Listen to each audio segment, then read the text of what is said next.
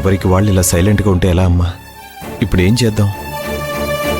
బిడ్డకి ప్రమాదం అని చెప్పినా కూడా అదేమో చెప్పిన మాట వినడం లేదు.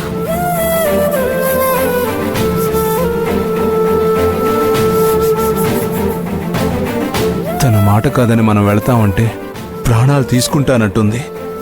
ఇప్పుడు తన్ని పంపించలేము, మనము వెళ్ళలేము. అక్క అంత బాధపడుతుంటే లేదు నువ్వు వెళ్లాల్సిందే అని బలవంతంగా ఎలా ఒప్పించగలవు నాన్న? చెప్పకుండా ఎలా ఉండగలవరా? పసిబిడ్డ విషయం రా ఇది. లేక లేక మహా తల్లయింది. అలాంటప్పుడు ఆ బిడ్డ గురించి ఆలోచించాలి కదా. అక్క మీరెక్కడికి వెళ్ళొద్దు, ఇక్కడే ఉండండి, నేను అన్నయ్య దూరంగా ఉంటాం, బిడ్డ పుట్టే వరకు అన్నా కూడా మీరు వెళ్తే నేను చచ్చినంత ఒట్టు అంటుంది.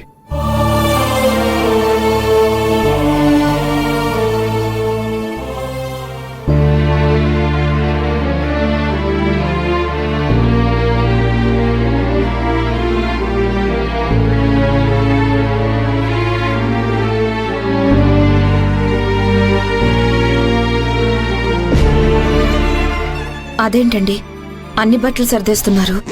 ఎక్కడికి వెళ్తున్నారు? నాతో ఒక్క మాట కూడా చెప్పలేదు. నేను కాదు, మన ఇద్దరం వెళ్తున్నాం. మనిద్దరమా? అవును, ఈ ఇంట్లో ఉండడం కరెక్ట్ కాదు.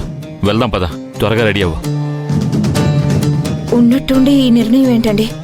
నేను రానని చెప్పాను కదా. ఎందుకు రావు మహా? ఇంట్లో పరిస్థితి నీకు అర్థమవుతుందా? చూడు, మనకి మన బిడ్డ ముఖ్యం. అలాగే నీ తమ్ముళ్ళు క్షేమంగా ఉండడం కూడా ముఖ్యమే. ఇంట్లో ఉన్న వాళ్ళందరూ నీకు అర్థమయ్యేలా చెప్పినాక కూడా నీకు ఇంకా అర్థం కాకపోతే ఎలా?